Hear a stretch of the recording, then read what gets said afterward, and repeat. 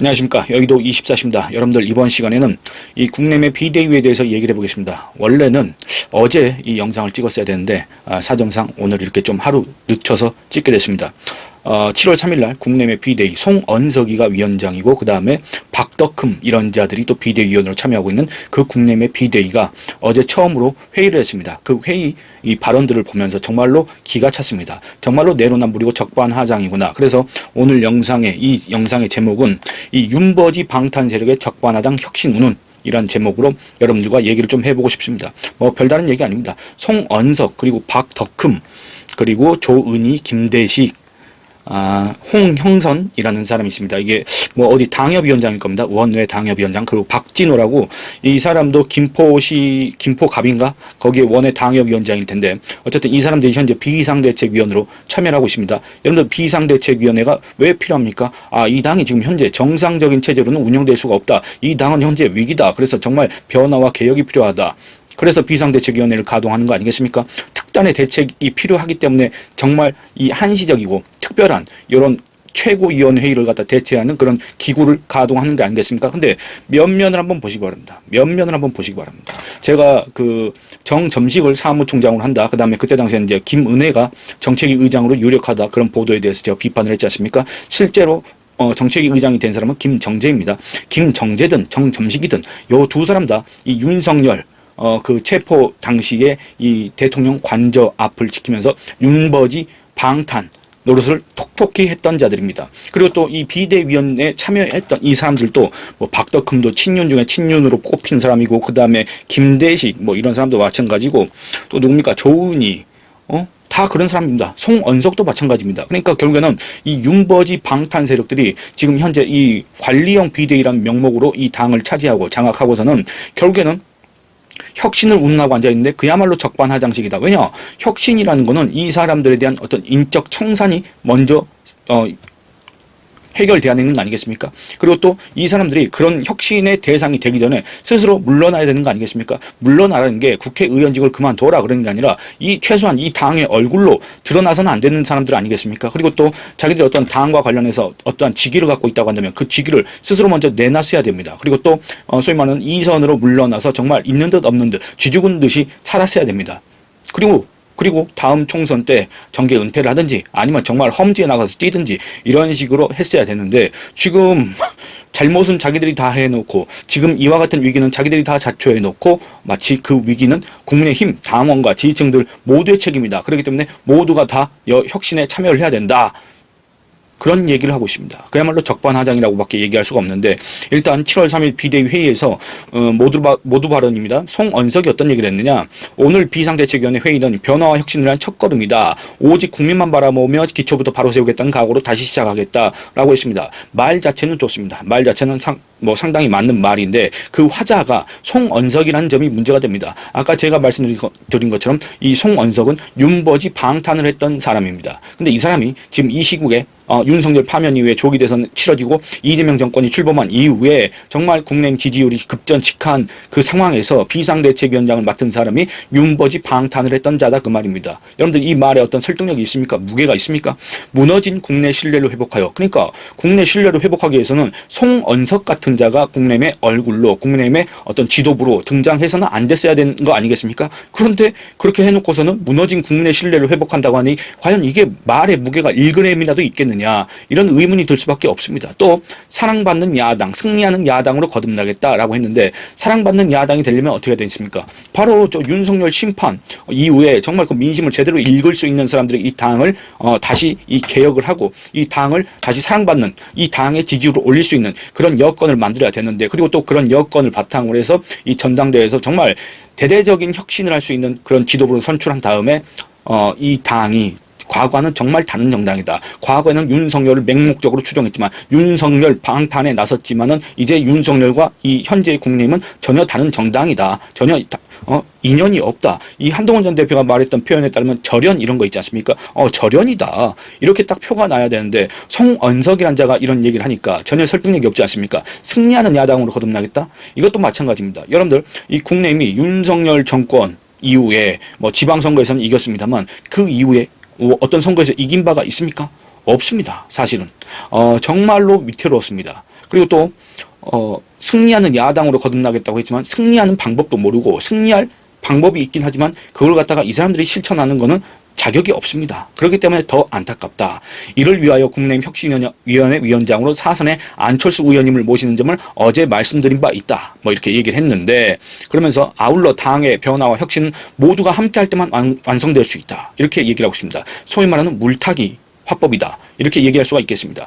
혁신은 어느 한 사람의 소임이 아니라 국민의힘 구성원 전체가 함께 만들어 나가야 할 공동의 과제라고 생각한다. 공동의 과제는 맞습니다만 제1 선결 과제는 바로 이 친윤 청산입니다. 그렇지 않습니까? 근데 이 친윤, 윤버지 방탄 세력이 이런 얘기를 하고 있으니 이게 기존의 국민의힘 당원과 지지층한테 어떤 설득력이 있겠느냐. 비대위가 제시하는 변화와 방향과 어젠다에 대해 좋은 의견이 있으시면 언제든지 경청하고 함께 길을 찾아가겠다라고 했습니다. 여러분들 정말 이 비대위가 대체 뭐하는 비대위인지 모르겠습니다. 이 비대위가 소위 관리형 비대위라고 했지 않습니까? 이 비대위는 차기 전당대회를 갖다가 이렇게 관리하는 비대위이지 않습니까? 근데 자기들이 무슨 변화의 방향을 제시하고 아젠다를 제시하냐 그 말입니다. 그거 자체도 벌써 사실상의 월권행위가 아닌가 이런 비판이 나올 수밖에 없고 두 번째는 정말 이 국민의힘을 변화시키고 그 다음에 어떤 아젠다를 제시하고 싶었다고 한다면 이미 벌써 했어야 됩니다. 비상대책위원장이 안철수 혁신위원회 위원장을 갖다가 임명하기 전에 벌써 그 변화의 방향에 대해서 얘기를 했었어야 됩니다. 근데 그런 거 얘기하지도 않고 마치 자기가 뭔가를 얘기했다는 식으로 변화의 방향에 대해 제시했고 그 제시하는 방향에 대해서 좋은 의견이 있으면 언제든지 의견을 제시하라. 뭐 이런 얘기를 하고 있는데 그야말로 근데 한마디로 그렇습니다. 이 송언석이란 자가 대체 누구인지 잘 모르기 때문에 대체 이 자가 뭔데 무슨 자격으로 지금 이런 소리를 하고 앉아 있느냐 이런 의심이 들 수밖에 없습니다. 두 번째 박덕흠 살펴보도록 하겠습니다. 박덕흠 잘 아실 겁니다, 여러분들. 제가 그 박덕흠과 관련해서는 여러 가지 의혹이 있다는 점을 지난 영상에서도 말씀드렸고 또 여러분들께서도 정치에는 관심이 없으신 분들도 이 박덕흠과 관련된 의혹들을 알고 계실 겁니다. 이 박덕흠이 현재 국민의힘의 비상대책위원으로 참여하고 있습니다. 이 사람이 또 뭐라 그랬냐 이렇게 얘기하고 있습니다. 차기 당대표가 선출되기 전까지 비대위가 지금 국민의힘 위기를 잘 수습하고 또 변화의 초석을 마련할 수 있도록 노력을 하겠다. 그러니까 변화 좋고 위기 수습도 좋은데 그 일선에 박덕흠이라는 사람이 있기 때문에 상당히 뭔가 그 개혁, 혁신, 쇄신 이런 이미지와 부합하지 않는다.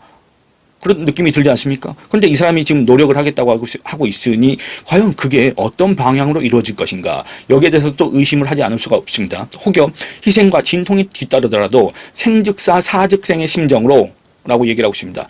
생즉사 사즉생 뭐 여러분들 그거 있지 않습니까? 뭐 살고자 하면 죽을 것이요 죽고자 하면 살 것이다 이런 얘기인데 저는 이제 박덕흠을 비롯한 이 친윤 세력들한테 윤버지 방탄 세력한테 이런 얘기를 하고 싶습니다. 생즉사라고 했지 않습니까?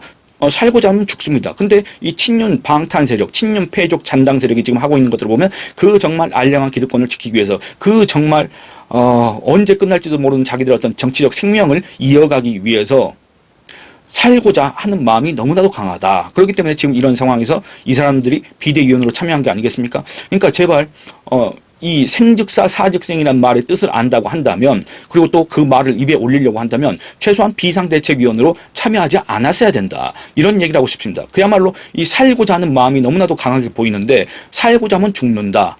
박덕흠만 죽는 게 아니다. 국민의힘의 비대위만 죽는 게 아니다. 친윤 세력만 죽는 게 아니다. 지금 이 이재명 정권을 유일하게 견제 비판 감시할 수 있는 보수 야당인 국민의힘 자체가 죽어버린다. 근데 그걸 모르고 자기들이 지금 이런 얘기를 하면서 혁신, 변화, 초석 이런 얘기를 하고 있으니 참 어처구니가 없다 이런 생각이 듭니다. 그리고 또 이런 얘기 했습니다. 당을 해체할 수 있다는 각오로 쇄신과 개혁에 박차를 가하도록 노력하겠다 라고 했는데 글쎄 박덕흠이라는 사람의 과거를 봤을 때 이런 얘기를 할 자격이 있는 사람인가 여러분들이 잘 아마 판단하실 수 있을 것 같습니다. 그리고 그 다음에 조은희가 이런 얘기를 했습니다. 오늘 비대위가 첫 발을 내디뎠다. 국민께서 주신 마지막 기회라는 절박한 마음으로 이 자리에 있다. 저부터 변화의 실천자가 되겠다. 눈물 흘리는 약자의 곁에 서고 힘들고 어려울 때 가장 손 내미는 정당이 되도록 하겠다라고 했는데 조은희도 여러분들 윤버지 방탄을 했었습니다. 관저 앞에서 이 방탄 그 농성을 했는데 시위를 했는데 여러분들 눈물 흘리는 약자의 곁에 섰어야 되는 게 누굽니까? 지금 이 얘기를 하고 있는 조은입니다. 힘들고 어려울 때 가장 먼저 손을 내민다고 했지 않습니까? 여러분들 윤석열이 그 정말 몰상식한 비상계엄을 한 뒤에 정말 나라가 휘청휘청거리고 이 국정의 각 분야에 정말 심대한 타격을 입혔습니다. 그때 우리 국민 중에 힘들지 않은 사람 없었을 겁니다. 경제적으로 피해를 보지 않았다고 하더라도 이런 심정적으로, 정신적으로 피해를 본 사람도 많고 어느 정도 또 트라우마를 갖게 된 사람들도 있을 겁니다. 그리고 배신감, 분노감, 그리고 윤석열이라는 사람에 대해서 느끼는 어떤 윤석열로 인한 어떤 그 모멸감, 모욕감 이런 걸 느낀 사람들도 많이 있었을 겁니다. 그러면 조은희를 비롯한 이 윤버지 방탄 세력은 윤석열을 지키기 위해서 그 관저 앞에서 체포 저지를 위해서 소리를 높였을 게 아니라 윤석열의 그런 멀쌍식한 비상계엄에 정말 피해를 입은, 정말 힘들어했던, 눈물을 흘렸던 그 약자인 국민들한테 다가가서 국민들한테 정말 사죄하고 국민들한테 정말 가장 먼저 손을 내미는 그런 행동을 했었어야 됩니다. 근데 한 바 있냐 그 말입니다. 없습니다.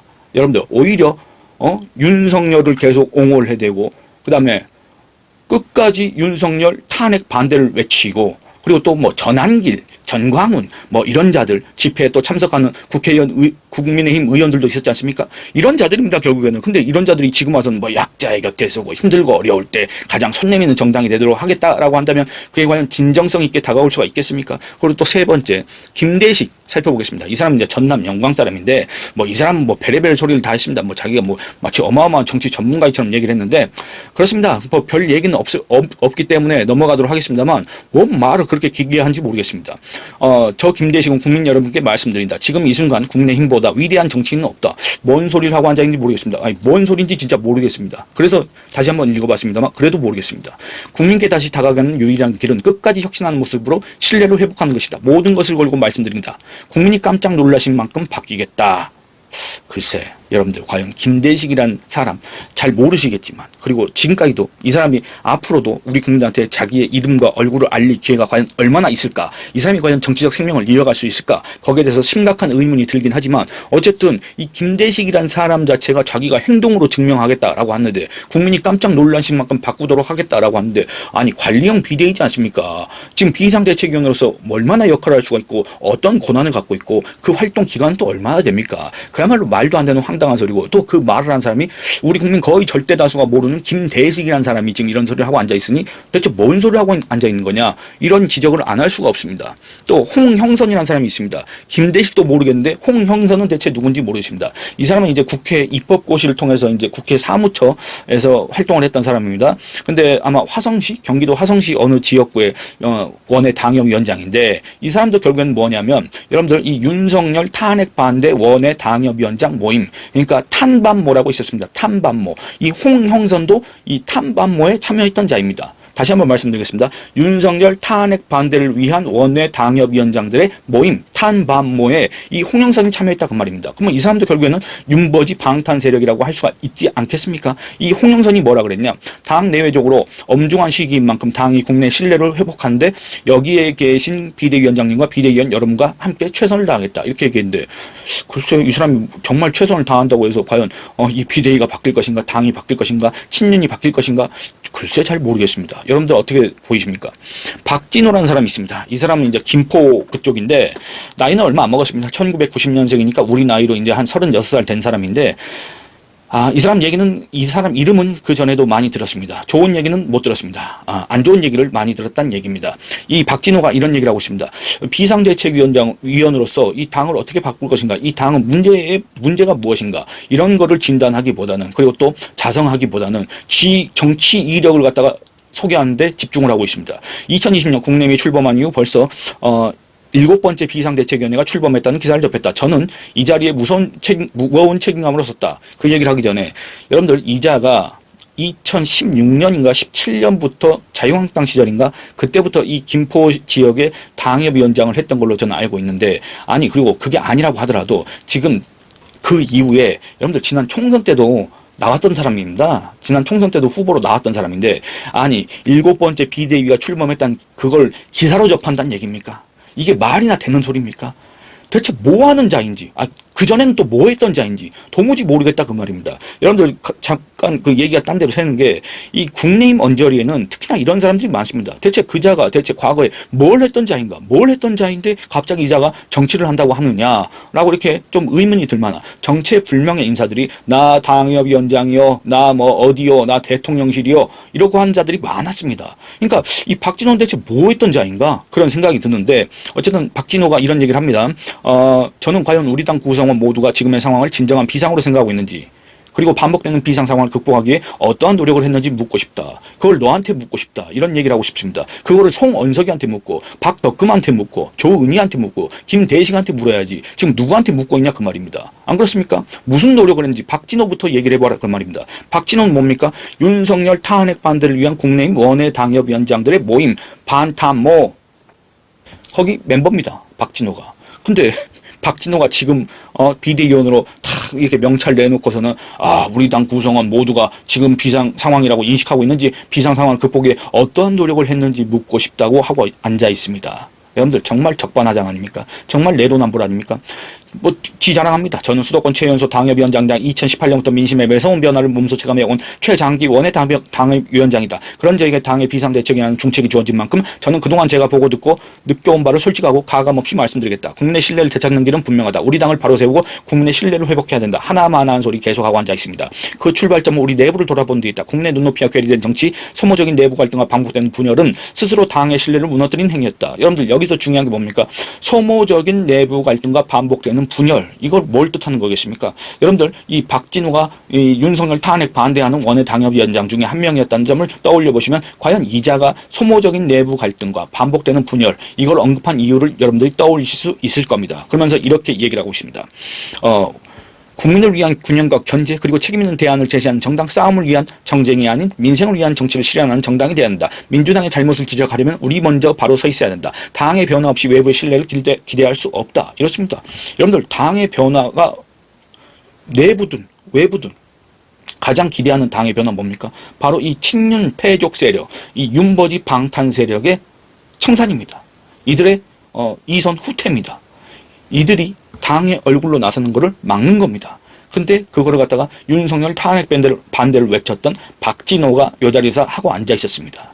그러니까 지금까지 살펴보신 것처럼 송언석이든 그 다음에 박덕금이든 조은희든 김대식이든 홍형선이든 박진호든 다 이자들은 윤석열 방탄 세력이다. 이렇게 얘기를 할 수밖에 없습니다. 이자들이 지금 이 비상 상황인 국내힘에서 비대위원으로 참여하고 있습니다. 비대위원으로서 자기들이 개혁을 하겠다고 하고 있습니다. 박진호는 뭐라 그랬냐? 이번 비대위가 단순한 과도기적 조직이 아니라 국내힘이 다시 국민 속에 뿌리 내릴 수 있는 실질적인 전환점이 될 수 있도록 하겠다. 저 역시 변화에 조용히 그러나 끝까지 힘을 보태겠다라고 하고 있습니다. 힘 보탤 필요 없다 그 말입니다. 이들이 얼굴을 드러낼수록, 이들이 힘을 보탤수록, 이들이 노력을 할수록 국내힘 지지율은 떨어질 수밖에 없다.